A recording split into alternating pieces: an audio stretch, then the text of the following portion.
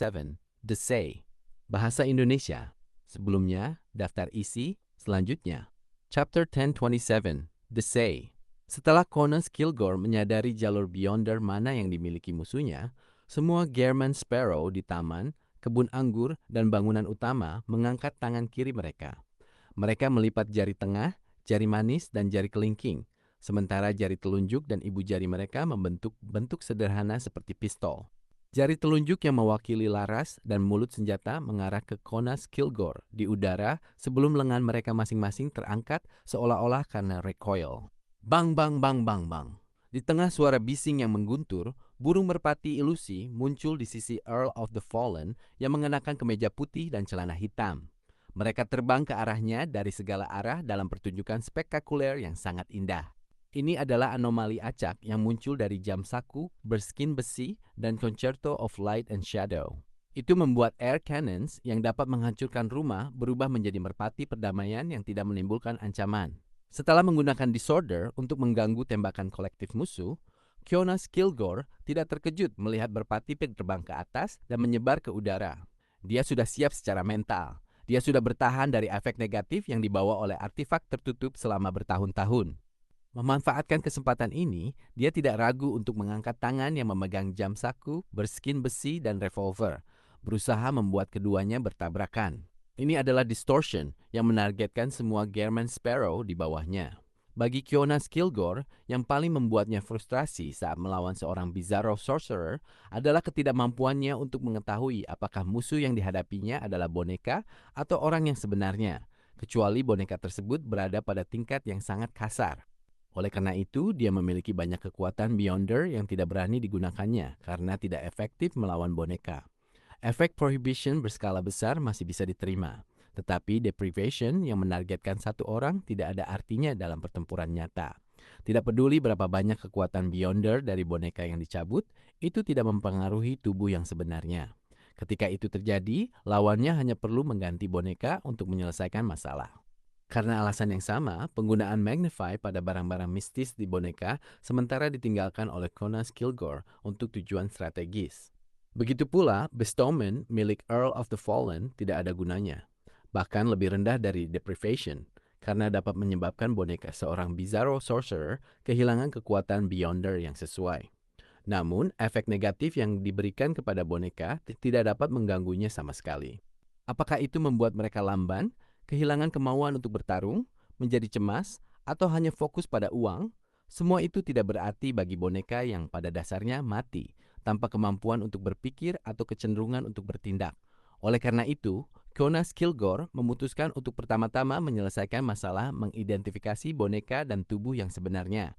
Dalam hal ini, orang lain mungkin tidak memiliki solusi, tetapi seorang Beyonder High Sequence dari jalur lawyer pasti tidak memiliki kekhawatiran seperti itu. Ada aturan untuk segala sesuatu, dan segala sesuatu mengikuti aturan tertentu. Sebagai demigod, lawyer, mereka pandai menemukan celah yang ada untuk memanfaatkannya bagi diri mereka sendiri.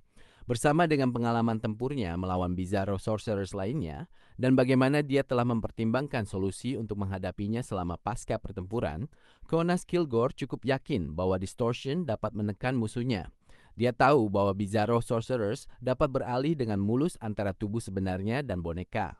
Dia berencana untuk distorting ini membuat Bizarro Sorcerer hanya bisa beralih ke 2 hingga 3 boneka.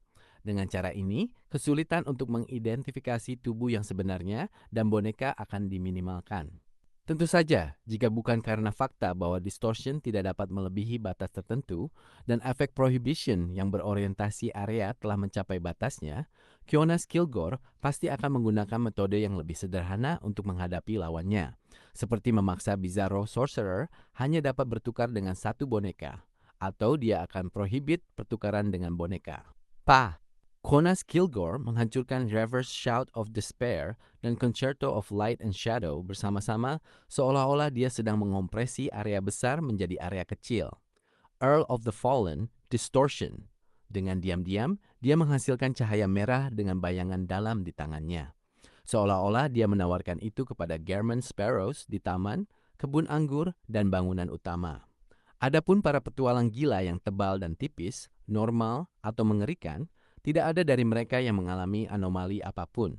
Jonas Kilgore juga mengalami anomali acak yang disebabkan oleh Concerto of Light and Shadow. Itu telah mengubah efek distortion menjadi memanggil bunga dari taman di bawah. Dan pada saat itu, air cannons yang telah berubah menjadi merpati ilusi terus berlanjut. Pada saat itu, pertempuran antara dua demigod menjadi konyol, komikal, dan lucu. Tentu saja, baik Gehrman Sparrow maupun Jonas Kilgore, tidak ada dari mereka yang menganggapnya demikian, terutama yang terakhir. Dia kembali merasakan rasa putus asa yang familiar. Dia tidak ragu saat menempelkan telapak tangannya lagi, menyelesaikan distortion. Dia ingin mengandalkan jumlah untuk melawan efek anomali acak. Namun, Gehrman Sparrow bukanlah orang mati yang akan mematuhi etika pertempuran berbasis giliran. Sejumlah besar petualang gila baik mengangkat tangan dalam posisi menembak atau menggunakan death knell dengan keaslian yang meragukan, mengarah ke Earl of the Fallen di udara. Sementara itu, hati Jonas Kilgore bergetar. Dia sedikit memalingkan kepala untuk melihat ke atas dan melihat sosok yang muncul sekali lagi di dalam bulan merah raksasa yang menggantung di atas menara hitam. Sosok itu mengenakan topi sutra, mantel hitam, sarung tangan kulit manusia, dan revolver hitam besi. Dia memiliki ekspresi dingin dan garis wajah yang dalam. Dia adalah Gehrman Sparrow lainnya. Bulan merah tampaknya menekan bahunya saat dia meluncur turun. Tubuhnya mengembang dan menjadi lebih jelas dalam prosesnya. Adapun revolver panjang hitam besi di tangannya, dia sudah mengangkatnya dan mengarahkannya ke Jonas Kilgore. Bang! Bang! Sebuah peluru yang memiliki bagian transparan dan tembus pandang meluncur keluar dari laras, menuju langsung ke Jonas Kilgore. Ini adalah deprivation bullet yang dibuat menggunakan Worm of Time yang ditinggalkan oleh avatar Amon. Ini berbeda dari deprivation jalur arbiter. Pada dasarnya, itu adalah pencurian. Itu dapat mencuri 3 kekuatan Beyonder terakhir yang digunakan oleh target dan menjadi diperkuat dengan kemampuan untuk menggunakannya. Namun, selama deprivation, jalur arbiter memilih target, maka mereka dapat langsung mencabut kemampuan mereka. Meskipun efek deprivation dari peluru ini tidak memerlukan kontak agar efektif, target harus berada dalam jangkauan tertentu dan tidak bisa meninggalkan area tersebut. Singkatnya, satu tidak dapat menghindari dan hanya bisa melawan atau melemahkan melalui level atau karakteristik sequence mereka. Sementara yang lainnya dapat dihindari secara efektif jika tembakan terdeteksi sebelumnya. Klein telah menyerah pada serangan mendadak dan telah menunda waktu karena di satu sisi dia ingin Jonas Kilgore menghabiskan semua kekuatan Prohibition dan Deprivation pada kekuatan Beyonder yang dianggap penting baginya. Di sisi lain, dia juga menunggu anomali acak pertama terjadi. Kemudian dia akan memanfaatkan celah di antara kedua anomali itu untuk mencuri 3 kekuatan terkuat Jonas Kilgore dengan Deprivation Bullet. Untuk kedua tujuan ini, dia bahkan menyerahkan Death Knell dan Creeping Hunger kepada Winner Anuni dan membuatnya terlihat seperti Gehrman Sparrow yang sebenarnya alih-alih boneka. Dari perkembangan saat ini, Jonas Kilgore akan kehilangan distortion, disorder, dan magnify. Bang, bang, bang, bang. Gehrman Sparrows di bawahnya secara kolektif melepaskan tembakan. Tiba-tiba air cannons dan deprivation bullet meledak, berubah menjadi kembang api merah, ungu, kuning, atau hijau. Namun, mereka tidak mampu menerangi langit yang gelap dan dalam. Concerto of Light and Shadow sekali lagi menciptakan anomali acak. Itu telah menghasilkan efeknya beberapa kali berturut-turut tanpa jeda atau penundaan. Jonas Kilgore segera tersenyum dan menempelkan tangannya lagi. Tiba-tiba, para pemuda yang mengenakan topi sutra dan mantel hitam di bawah pencahayaan bulan merah raksasa menjadi suram. Hanya 2 yang mempertahankan keadaan sebelumnya. Efek distortion dari Earl of the Fallen telah berlaku.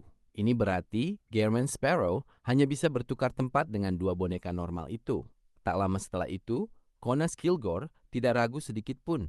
Dia mengayunkan tangannya dan melemparkan bunga yang dipegangnya bersama jam saku keluar. Bunga itu melaju cepat dan tampaknya mendapatkan berat yang tidak diketahui. Seperti anak panah, ia melesat menuju salah satu boneka normal.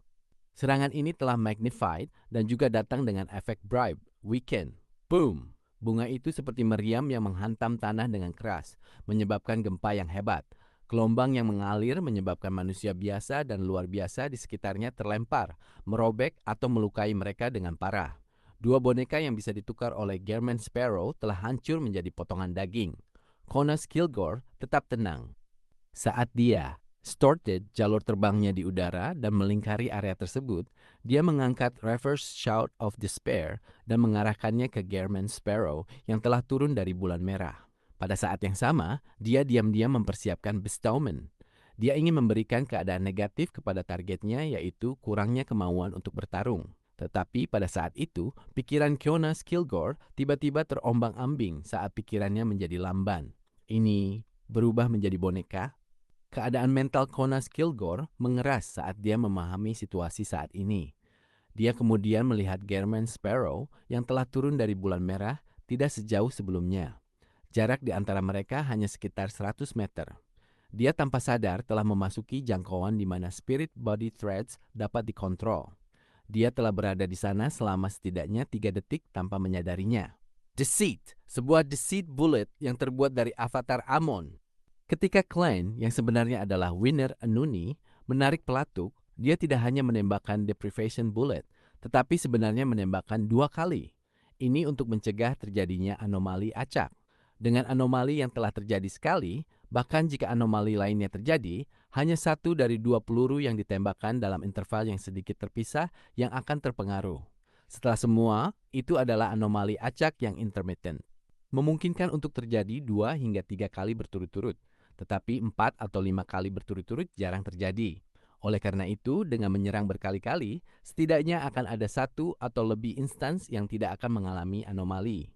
Baru saja penembakan peluru deceit kedua telah disembunyikan oleh tembakan kolektif dari boneka-boneka. Ini juga mengapa Klein membuat Winner Anuni menggunakan Death Knell. Itu adalah untuk mengandalkan keberuntungannya. Akhirnya dia berhasil menipu Jonas Kilgore dan memungkinkan Winner Anuni untuk diam-diam memasuki jarak aman 150 meter darinya dan mulai mengendalikan spirit body threads-nya dan mendapatkan kendali awal. Begitu ini dimulai, itu berarti kekuatan Beyonder mulai berfungsi. Karena tidak ada anomali, itu berarti tidak akan ada lagi. Sakuranovel.id, Pedidit Achin, The Penis Whitby. Daftar isi, selanjutnya, litenovel.id. Komentar, be the first to comment. 0 comments. Sakura Novel, daftar novel request, light novel, web novel,